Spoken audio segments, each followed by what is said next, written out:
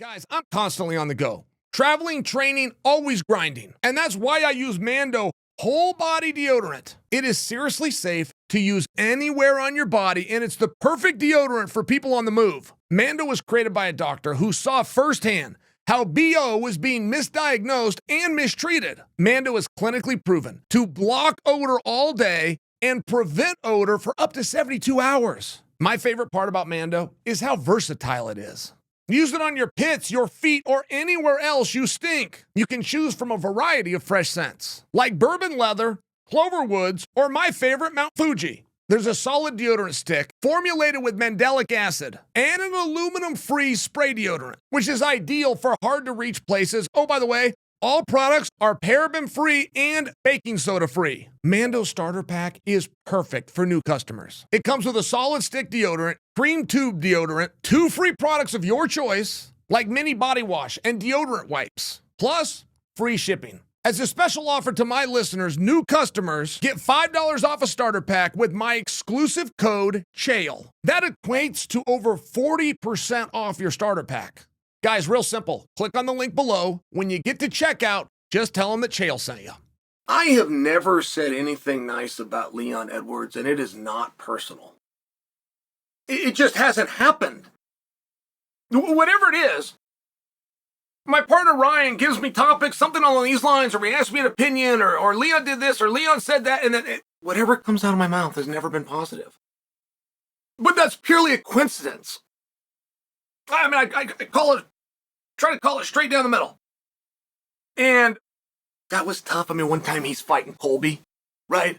I mean, that's pretty tough for me to be straight when I'm extremely on Colby's side of things. But you understand this. Then I meet him. And I told Daniel ahead of time. I said, hey, man, he might not want to do this interview with me. And I got turned down live on the air one time, and it was by Jon Jones. And I will just tell you, it's very embarrassing. It's very, very embarrassing. It's my job to come in and talk with you. So when the guest comes in and says, I'm not going to talk with you, you see how that's very embarrassing for me. So because Jon had done that, I prepped Daniel. I said, hey, man, talk to this guy. I've never said a nice thing about him. And I don't know. Like, some guys take that the wrong way, right? I almost had to stick a size 10 gator right up Francis's ass.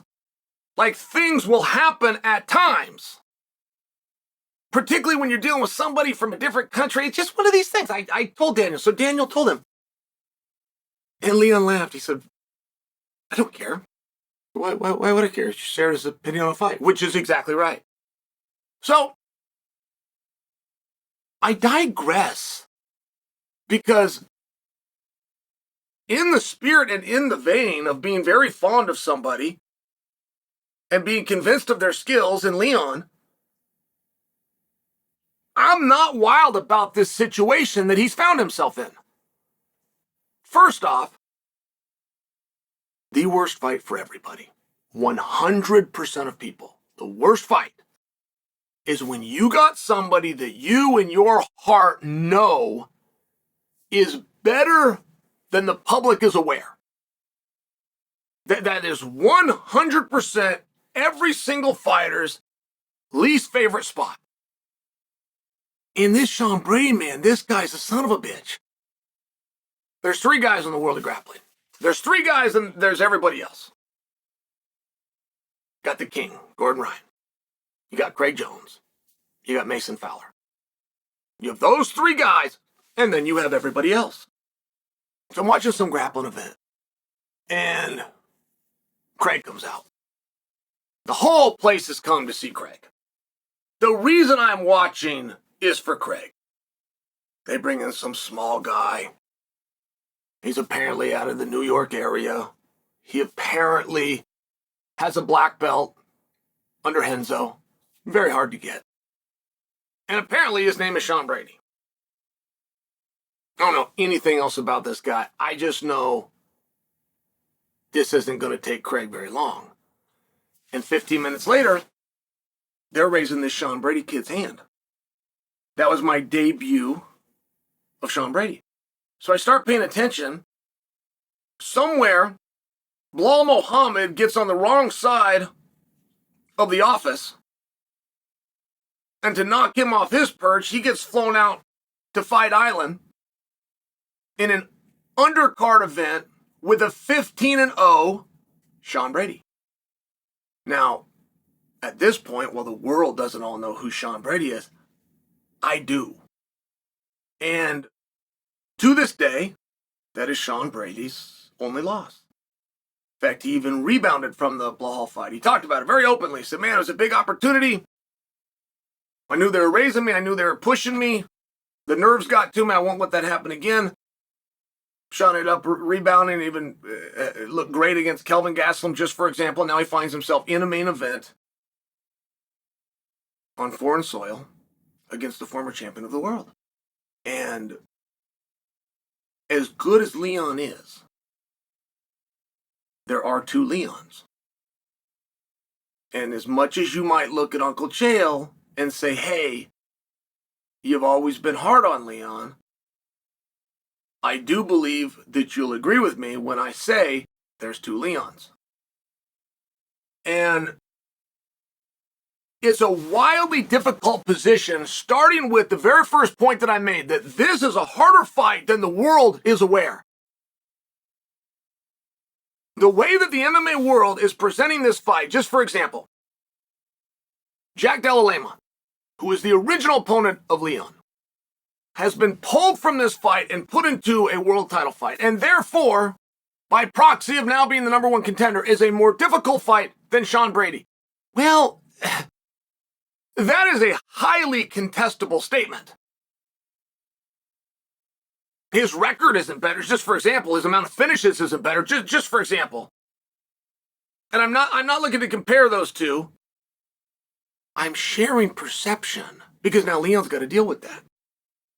And when you have a guy, and plenty of fighters have two. Plenty of fighters, there's two guys, and you don't know which one's going to make that walk. You can't wake one up, you can't bring him, you can't flip the switch. You know he exists, you hope the right one shows up, but plenty of fighters are that way. It's just that Leon is being very open and speaking about it, right? Like one person that agrees with me is Leon. He might have even been the one that gave me the idea. And Leon just dropped the belt in England.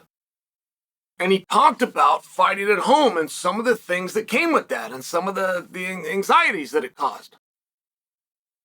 And his coach said, man, I didn't even know who he was. He goes, I'm coaching him and I'm yelling to him. I didn't even recognize this guy. This was a different guy. And it's true.